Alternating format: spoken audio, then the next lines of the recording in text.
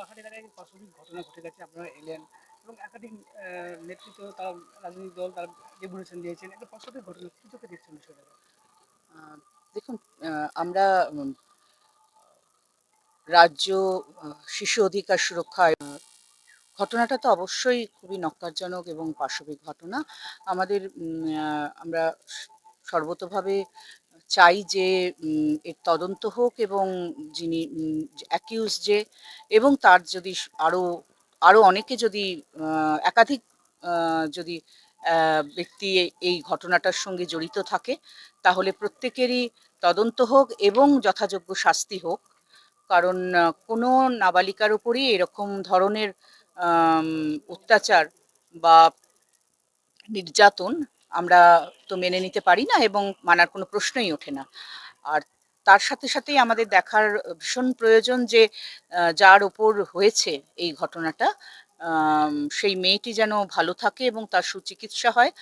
আমরা যে হাসপাতালে এই চিকিৎসাটি হয়েছে তাদেরকে আমরা ধন্যবাদ জানাই যে তারা খুব দ্রুত এই যে মেডিকেল যে স্টেপগুলো নেওয়ার সেগুলো তারা নিয়েছেন এবং যারা ডাক্তার আছেন ওখানে, যারা কর্মীরা রয়েছেন হাসপাতালে, সবাইকে আমাদের পক্ষ থেকে আমরা ধন্যবাদ জানাই যে সেই কাজটা তারা সম্পূর্ণ করেছেন এবং এটা খুব একটা গুরুত্বপূর্ণ যেহেতু স্টেপ ওটা সেটা হয়েছে। এখন আমরা আমাদের আসার আর একটা কারণ হচ্ছে যে পুরোটা বোঝা, আমাদের ফ্যাক্ট ফাইন্ডিং ভিজিট বলে আমরা পুরোটা জানা বোঝা এবং কিভাবে আহ, কি ব্যবস্থা করা যেতে পারে যাতে এই পরিবারটি এবং যার উপর এই ঘটনাটা ঘটেছে এদের উপর দিয়ে যে দুর্ঘটনাটা, যে বিপজ্জনক অবস্থাটা, সেখান থেকে তাদেরকে কিভাবে সুরক্ষিত রেখে বের করে আনা যায় এবং তাদের সাহায্য কি কি করতে হবে সেইগুলো বোঝার জন্যে। যেমন ধরুন আমাদের তো এরকম ধরনের ঘটনাগুলোতে আইনতই এরকম যারা ভিকটিম রয়েছেন তাদের কম্পেনসেশনের একটা ব্যাপার আছে, সেটা কিভাবে করা যায়। স্পন্সরশিপ আছে এই ধরনের বাচ্চাদের যাদের প্রয়োজন আছে, সেইটা সরকারি সুযোগ সুবিধাগুলো কিভাবে তাদের কাছে পৌঁছে দেওয়া যায়। আমার সঙ্গে জেলার যিনি ডিসিপিও ম্যাডাম সারদা গিরি উনি রয়েছেন এবং আমাদের আয়োগের শিশু অধিকার সুরক্ষা আয়োগের লিগ্যাল কনসালটেন্ট রয়েছেন। ডিসিপিও ম্যাডাম রয়েছেন বলে আমার সাথে সুবিধে, আমরা একসাথেই জেনারেলি এই কাজগুলো করে থাকি ডিস্ট্রিক্টকে নিয়ে। সুতরাং জেলার জায়গা থেকে যে যা কিছু সহযোগিতা দরকার সেটা ডিসিপিও ম্যাডামের সাথে আমার আলোচনা হয়েছে, সেগুলো উনি ব্যবস্থা নিচ্ছেন। এবং আমরা আসার সময় কোলাঘাট পুলিশ স্টেশনও হয়ে এসেছিলাম, সেখানেও আমার যিনি আইও রয়েছেন তার সাথে আমাদের কথা হয়েছে। ফলে আইনত এবং তার সাথে সাথে যা কিছু ব্যবস্থা প্রয়োজন সেটা আমরা এক্ষুনি গ্রহণ করছি। আপনি তো বাচ্চা মেয়েটার সাথে কথা বললেন। এটা হচ্ছে যে মেয়েটি যেগুলো যেগুলোর মনে আছে, হ্যাঁ, এরকম একটা ট্রমার মধ্যে দিয়ে যাচ্ছে, তো সেগুলো আমাদেরকে বলেছে এবং ও তো আইডেন্টিফাই করতে পেরেছে যে কে ঘরে ঢুকেছিল। হ্যাঁ, যেহেতু আহ, বাড়িটা তৈরি হচ্ছে এবং সেইভাবে এখনো ওই আধ তৈরি বাড়ি, তো সেখানে তো ওই রকম ভাবে প্রোটেকশনটা ওরকম ভাবে নেই। ফলে সেখানে একটা তো সুযোগ আছে যে বাইরের যে কেউ একটা মানে কি বলবো, সিঁড়িটা তৈরি হয়নি এখনো, সেখান দিয়ে ঢুকে যেতে পারে। তো এবং আহ, স্থানীয় অর্থাৎ যারা একেবারে যে আননোন মানে অজানা লোক এসেছে এরকম ব্যাপারটা নয়, কারণ মেয়েটি সেটা জানে যে মানে জানে মানে দেখাতে পারছে বা বোঝাতে পারছে কে। তাই জন্যই পুলিশও তাকে ধরতে পেরেছে, অ্যারেস্ট করতে পেরেছে। তো এখন যেটা আমাদের নিজেদেরও মনে হয়েছে যে ওর খুব ভালো একটা রেস্ট দরকার এবং আইনত যে কাজগুলো আছে সেগুলো নিশ্চয়ই হবে, পুলিশ সেগুলো করবে। কিন্তু এই মুহূর্তে আমরা চাই যে মেয়েটি সম্পূর্ণ সুস্থ হোক এবং সুরক্ষিত থাকুক। তারপরে তার পড়াশোনা আছে, তার আবার নিজের যে ছোটবেলার যে জীবনটা সেখানে আবার যেন সে ফিরে যেতে পারে এবং ভালো থাকে, ম্যাডাম, এটাই আমাদের কাম্য। নিরাপত্তার দিকটা কি কোথাও লক্ষ্য করলেন? কারণ এখনো পর্যন্ত পরিবার নিরাপত্তাহীনতায় ভুগছে। না, পুলিশ কিন্তু আমি পরিবারের কাছে যেটা শুনেছি যে পুলিশ তদারকি করছে এবং কালকে রাতেও তারা ফোন করে খবর নিয়েছে যে সব ঠিক আছে তো ইত্যাদি। তাছাড়া আম, এই পাড়ার যারা আছেন, ওনার যারা পরিচিত আছেন, তারাও ওনাদের সাথে থাকছেন এবং পুলিশিভাবেও আমরা আবার ফেরত গিয়ে পুলিশের সাথে কথা বলবো যাতে সুরক্ষাটা মানে সুনিশ্চিত করা যায়, সেটা আমরা নিশ্চয়ই পদক্ষেপ নেব।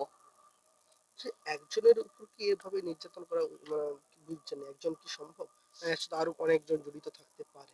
উম, আমরা যে মেয়েটির এর সাথে এটা হয়েছে, ঘটনাটা ঘটেছে, ও কিন্তু একজনের কথাই বলছে। ও বলছে নিচে আরো তার বন্ধুরা দাঁড়িয়ে ছিল, কিন্তু ও কিন্তু বারবারই বলছে যে ঘর পর্যন্ত একজনই এসছে এবং ওর কথায় ওকে কিছু একটা মুখে গুজে দিয়ে বা কিছু শুকিয়ে ও বলছে আমি অজ্ঞান হয়ে গেছিলাম। আমি ওইখানটার সময়টা মনে করতে পারছি না যে, কিন্তু ওই একজন এসছে, ওকে ভয় দেখিয়েছে, এই সবগুলো পর্যন্ত ওর মনে আছে এবং ঘটনাটা ঘটে যাবার পরেও হয়তো ক্ষণিকের জন্য ট্রমাতে ওর ইয়েটা হয়ে গে মানে সেন্সলেস হয়ে গেছিল। তারপরে ওর জ্ঞান আসার পরের জায়গাটাও ও বলতে পারছে, তারপরেও কিন্তু ও দেখেছে অ্যাকিউজকে। হ্যাঁ, তো উপস্থিতিটা তো একদমই ও বলতে পারছে, দেওয়ার চেষ্টা করেছে, তার আগেই শিকলটা খুলে ঢুকে গেছে। এই পুরোটাই কিন্তু ও বলতে পারছে। হতে পারে দুর্ঘটনাটা যখন ঘটেছে ট্রমাটিক একটা সিচুয়েশন তো, এবং ওকে যখন আমরা বলছিলাম ও প্রচন্ড ভয় পেয়ে গেছিল। হ্যাঁ, তাতেও বলছে যে মুখটা চেপে ধরে মুখে কিছু ঢুকিয়ে দিয়েছে, মানে মুখ যাতে ও চেঁচাতে না পারে। এরকম হলে একটা খুবই ছোট্ট মেয়ে, ও হয়তো সেন্সলেস হয়ে গেছিল সেই সময়। হয়তো না, ও বলছে যে আমি সেন্সলেস হয়ে গেছিলাম।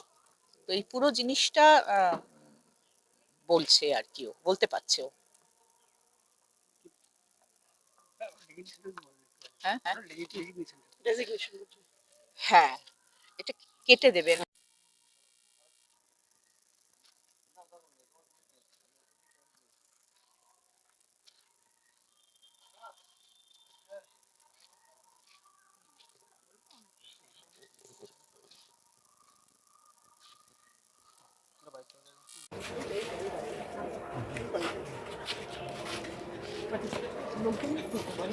হ্যাঁ, এটা তৈরি হয়েছে।